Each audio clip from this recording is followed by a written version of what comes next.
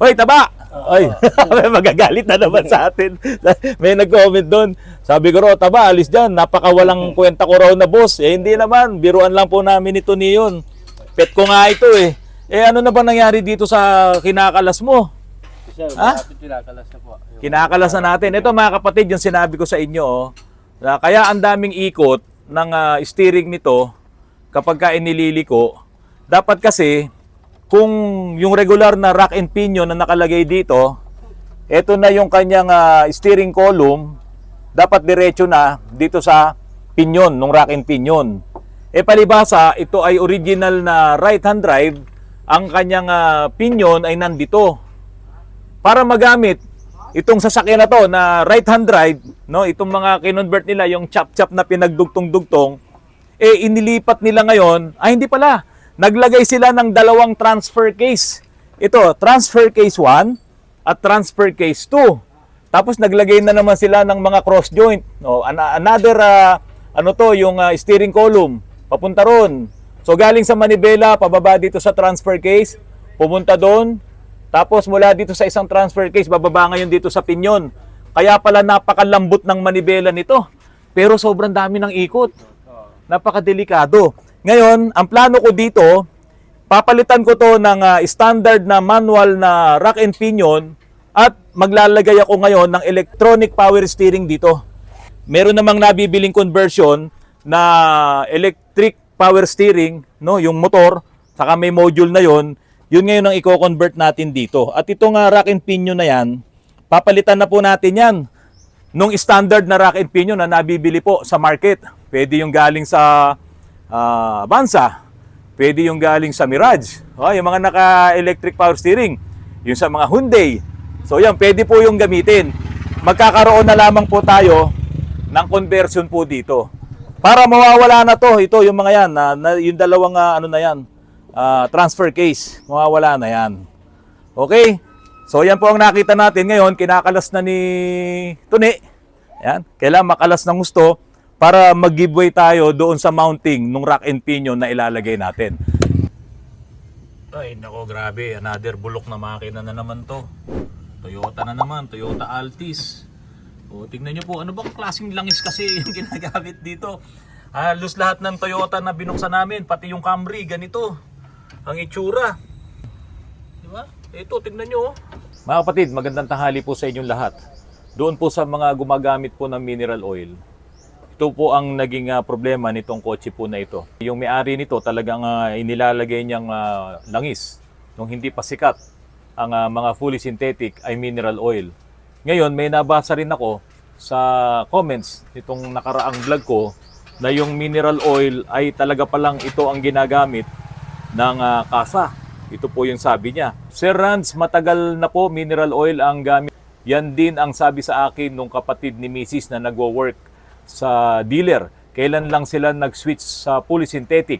Possible na yung mga ganyang putik na yung loob, pinaabot ng 6 months ang langis bago palitan or mag-change oil. Isa ko pang iniisip is hindi naiintindihan ng mga Kasatech ang kaibahan or ng ahente, ang kaibahan ng mineral oil at fully synthetic. Alam niyo mga kapatid, ako rin naman ay minsan ding nagpapa-change oil dyan sa kasa nung time na wala pa akong talyer kasi may mga kakilala po tayo sa mga kasa na yan. At sa totoo naman, nung hindi pa sikat na sikat ang fully synthetic noon, ay mineral oil po talaga ang inilalagay dyan pati sa mga ibang dealership. Kaya lang mga kapatid, ang mineral oil po kasi ay talagang mababa lamang po talaga ang lifespan yan. Yan po ay 3,000 kilometers to 5,000 kilometers dapat nag-change oil po kayo. Poor performance in extreme temperatures due to limited thermal stability and higher, faster buildup of sludge and impurities. Pag sinabing sludge, tignan niyo po ang nangyari dito sa makina po na to. Yan po, punong-puno po ng sludge yan. No? Ito po ay lumang kotse na rin. Yung Altis na to. 2006 model itong Altis na to. Pero kung ito ay hindi gumagamit ng mineral oil, hindi niya aabutin to. Kasi ako, yung BMW ko na 2004 model, wala kang makikitang sludge na katulad nito. Pati nga dito, ikot ka Glenn, pakita mo rito sa gilid nito. Puro sludge po talaga yan. Yan, sa gilid. Ngayon, ang plano sana namin, nung may-ari nito, si RJ, yung mekaniko nga hawak nito, ang plano natin talaga dito, ano? Top overall lang po. Top overhaul lang dahil nga nakita natin yung ibabaw na yon.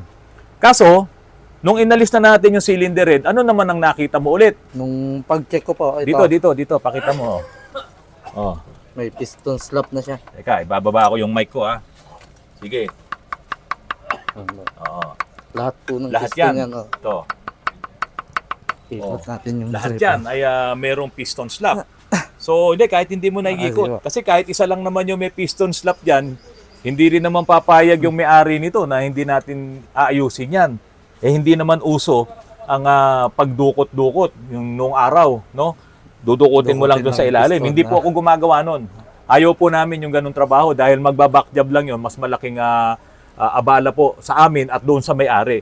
Ngayon, dahil nga po sa ang mga mineral oil ay lower viscosity index, meaning it thins out too much, no? Kapag ka sobrang init, numinipis siya. Talagang yung sobrang init na yun, magki-create siya ng ng metal to metal friction kapag sobrang init na. Eh delikado yun sa ating mga makina. Hindi katulad ng mga fully synthetic, nag-a-adjust yung viscosity doon sa init at doon sa lamig. Halimbawa, 5W30 sa umaga, 5 ang kanyang viscosity, at kapag ka umiinit naman, uma-adjust siya, nagiging 30 siya para mapangalagaan yung friction na mangyayari doon sa mga metal.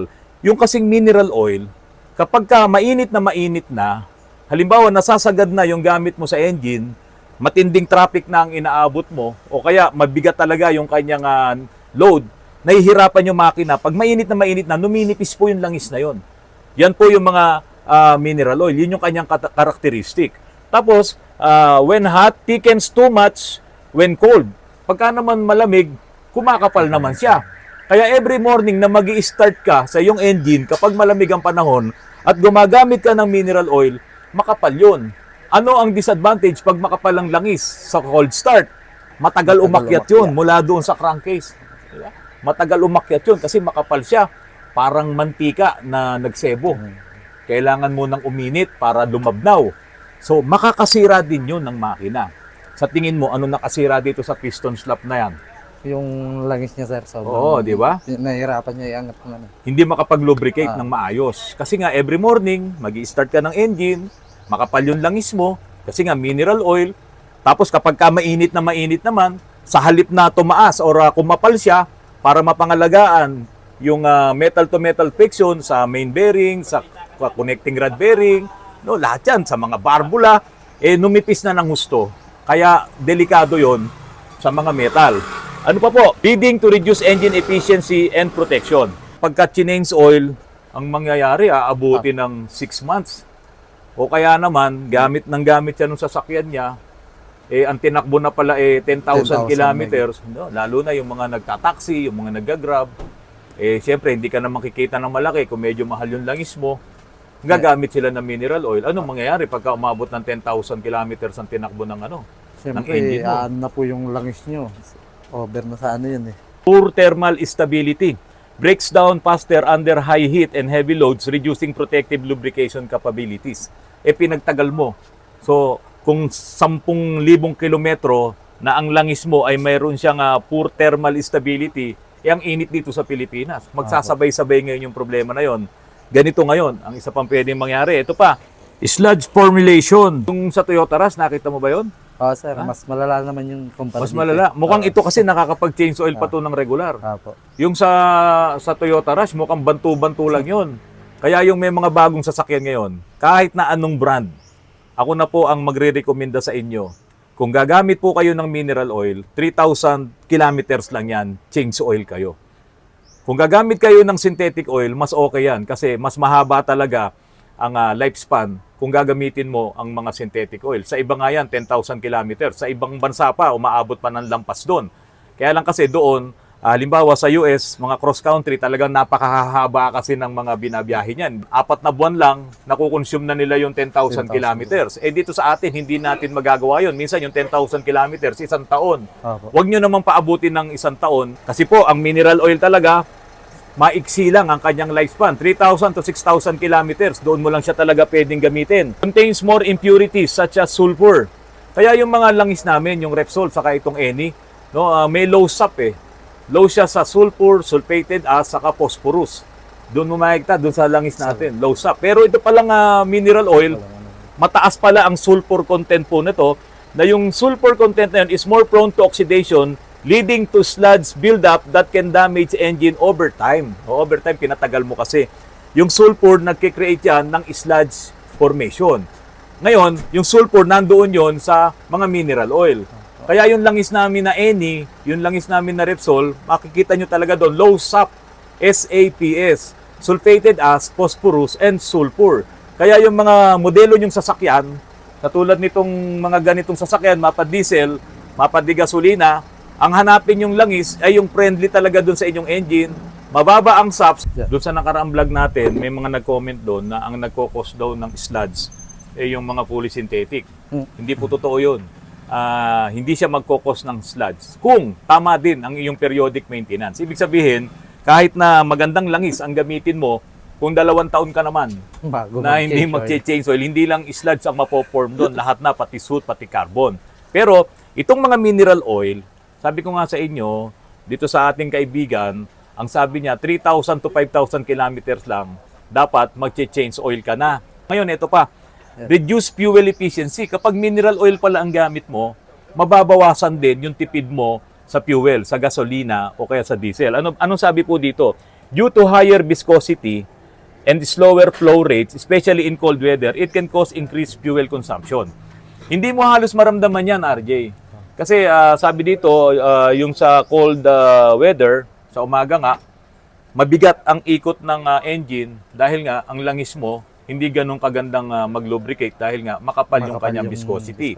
So iyon, hindi mo masyadong mahalata na nababawasan ka or kumakain ng fuel ang iyong makina. Pero siyempre kung araw-araw mong ginagamit yan sa loob ng ilang buwan, lalakas ka talaga sa consumption. So, yun ang nagagawa kapag ikaw ay gumagamit ng mineral oil. Meron pa, less cold protection. It does not blow as quickly at low temperatures, making cold start more strenuous on the engine. Nasabi ko na kanina yon. No, kaya kung nasa mga malalamig na lugar kayo, ano ba mga malalamig na lugar? Sa Bicol ba may malamig na lugar? Meron, kasi hindi naman ganun kalamig. Hindi ganun kalamig. Tulad sa Baguio, saka Baguio, Tagaytay. O, tapos dyan sa Mindanao. Basta nasa bundok, huwag kayong gagamit ng mineral oil. Kasi nga, sabi nga dito, making cold starts more strenuous on the engine. Talagang mahihirapan ang makina nyo. At yun nga, yung narinig nyong mga problema dito, yung piston slaps kanina, pwedeng makos din po yun ng mga mineral oil. Pero teka, hindi ko sinasabing masama. Nagiging masama siya kung pagtatagalin mo ng lampas. Sabi nga dito, 3,000 kilometers. O sabi mo na 3 months. No, kung sa isang buwan, nakaka 1,000 kilometer ka ng gamit ng yung sasakyan. O sabihin mo 3 months. Paano kung may waiting ka pa, natatraffic ka, di ba? Yun, malaking addition din po yun. Hindi naman nababasa ng odometer mo. Kaya kung may pera din lang naman, mag-fully synthetic na po kayo. Ang daming magagandang langis po ngayon. Hindi lamang itong Eni ang magandang langis. Marami po mga fully synthetic. I-try nyo po yung mga langis po na yan.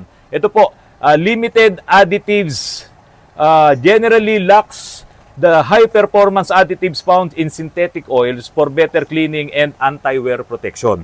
Itong mga synthetic oil na to, marami nagtatanong sa akin at nagko-comment, pwede daw bang gamitin yung mga nabibiling mga additives? No? Ang sinasabi ko palagi, kapag gumamit kayo ng magandang langis, halimbawa itong mga Eni na yan, yung Repsol, pati yung ibang magagandang langis, no? Kompleto na yan sa additives, hindi mo na yan kailangan dagdagan. Ngayon, kung bibili ka ng additives na hindi naman kilala, kung magdodoble-doble lang yung mga additives na nandito sa fully synthetic, hindi rin po makakatulong yan sa ating engine. Kaya nga ginagawa yan ng mga engineers mga chemical engineers, mga chemists, kasi para ma-eksakto yung mga additives, hindi pwedeng sobra. Halimbawa, sulfur, o hindi pwedeng sumobra yun. Sa mineral oil, ang dami palang sulfur doon na pwedeng makasira talaga ng iyong sasakyan. At saka dito po, doon sa sinabi na synthetic oils for better cleaning and anti-wear protection. Ito pong mga langis na to mga kapatid, pwede sa diesel, pwede sa pangdigasolina. ang diesel engine oil, maraming mga additives yan na panglinis sa engine. Kaya nga, pag nag-change oil ka sa diesel engine, maya-maya lang or kinabukasan lang, maitim na. Yup. Kasi marami siyang panlinis. Hindi nangangahulugan pagka biglang umitim ang diesel engine oil mo, ay dahil sa hindi maganda yung langis. Maganda siya kasi nalinis niya talaga yung iyong engine. Kaya itong mga langis na pwede sa diesel at sa gasolina, parang ano to, buy no? Ano ba? Ay, wag naman ganun. Wag ganun. Buy to. Pwede mong gamitin sa diesel engine, sa gasoline engine.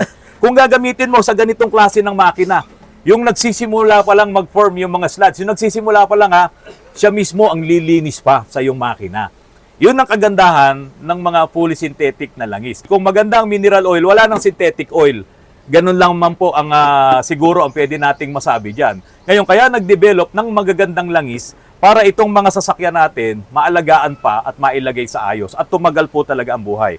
Ngayon, ito pong Toyota Altis na to, ibababa na namin ang makina nito dahil sa lakas ng piston slaps na yan, marami na tong problema. Hindi naman yan maayos kung gagamitan mo pa ng langis ngayon. Wala na. Hindi mo na marireverse yun. Walang reversal. Kaya yung may mga bagong sasakyan ngayon, nakabili kayo ng bagong sasakyan, ang gamitin yung langis, fully synthetic, sabihin nyo doon sa dealer, sabihin nyo doon sa kasa nyo na binilihan para maprotektahan talaga ang inyong mga makina. Nakapag-order na rin naman po ako nung conversion ng rack and pinion po na yan na ilalagay natin dito. Mga kapatid, maraming salamat sa patuloy na pagtangkilik nyo po sa aking channel. Kung hindi pa po kayo nakasubscribe, pakisubscribe naman po at pakipindot po ang notification bell. Pakishare at pakilikes po ang aking mga video. Magandang hapon po sa inyong lahat.